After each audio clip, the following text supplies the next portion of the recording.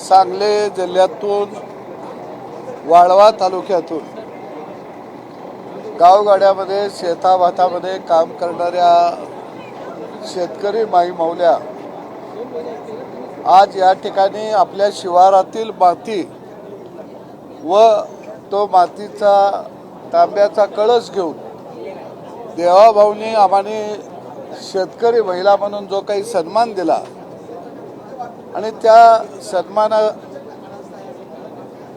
सन्मानाचं या ठिकाणी देवाभाऊंचं आपल्या लाडक्या भावाचं अभिनंदन करण्यासाठी मातीचा भरलेला शेतातला कळस घेऊन ते या ठिकाणी आलेल्या होत्या आणि देवाभाऊंचं या ठिकाणी त्यांनी मनापासून अभिनंदन केलं, त्यांना लाख लाख शुभेच्छा दिल्या की बाबा गावगाड्यामध्ये राबणाऱ्या आम्हा बाया बापड्यांना खऱ्या अर्थानं एक सन्मान देण्याचं काम या ठिकाणी देवाभाऊच्या रूपानं भावाच्या रूपानं झालेलं आहे आणि म्हणून आम्ही आमच्या भावाला मनापासून हार्दिक शुभेच्छा देण्यासाठी या ठिकाणी आम्हाला यावं वाटतं अशी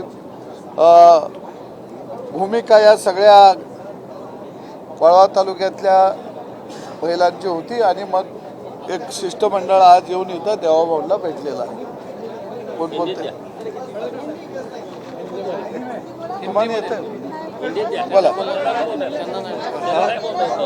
ते नाही बोलू शकत, तुम्ही हिंदीत बोला. तू बोला हिंदी मला ते महाराष्ट्रामध्ये लाखो शेतकरी आहेत, परंतु महिला शेतकरी म्हणजे शेतकऱ्यांची पत्नी जरी असली तरी बहुतांश महिलांच्या नावावरती सातबारा नाही.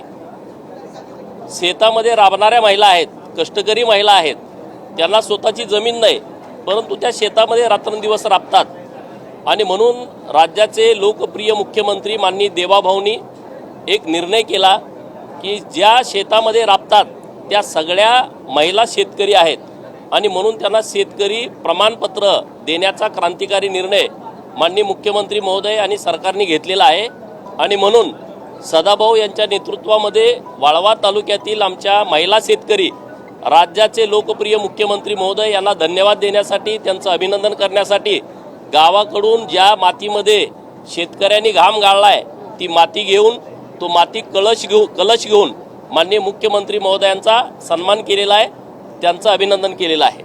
सर आज माननीय मुख्यमंत्री को आपने एक अमृत कलश दिया है, तो महिला किसानों के लिए कितना कारगर होगा ये बिल, इसके बारे में? महिला किसानों के लिए बहुत क्रांतिकारी निर्णय महाराष्ट्र सरकार ने ले लिया है.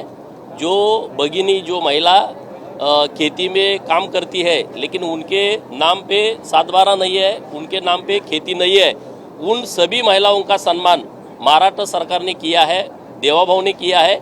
इसीलिए हमारे वालवा तहसील क्षेत्र में रहने वाली हमारी किसान महिला आज मिट्टी का कलश लेके माननीय मुख्यमंत्री महोदय जी का सम्मान किया है, उनको धन्यवाद दिया है. कर्जमाफी शेतकऱ्यांची थोडी लांबणीवर पडणार आहे कारण की राज्याने केंद्राकडे आयकराची माहिती मागितलेली आहे, ती माहिती आल्यानंतर कर्जमाफी होणार. नाही, माननीय मुख्यमंत्री महोदयांनी राज्यातल्या शेतकऱ्यांच्यासाठी खूप चांगली पुण्यश्लोक अहिल्यादेवी होळकर यांच्या नावानं कर्जमाफीची योजना आणलेली आहे. काही टेक्निकल मुद्दे असतील तर नक्की त्यातून मार्ग काढून लवकर शेतकऱ्यांना कर्जमाफी योजना लागू होईल आणि त्यांना त्याचा योग्य मदत मिळेल.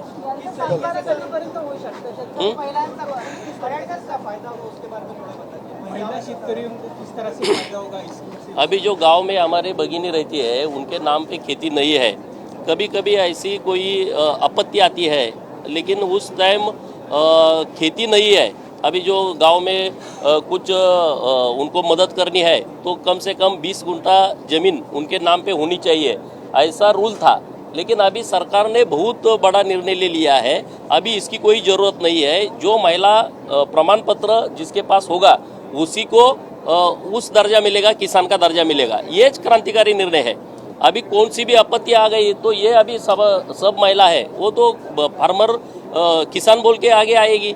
उनको जो सरकार की सुविधाएं है जो किसानों को मिलती है, जिनके नाम पे 7/12 है उनको मिलती है, वो पूरे सुविधा ये सब हमारे किसान महिलाओं को मिलेगी। सरकार की कौन सी योजनाएं हैं जिसका लाभ मिल सकता है? सभी योजना का लाभ मिलता है। जो अभी किसानों को लाभ मिलता है वो सभी लाभ हमारी भगिनी को मिलेगा। सभी अभी बारिश आ गया उस टाइम हमारे खेती में नुकसान हो जाता है, लेकिन ये भगिनी हमारे खेत में काम करती है ना, उनका तो कोई अभी आपत्ति में उनको कोई मदद नहीं मिलती थी आज तक।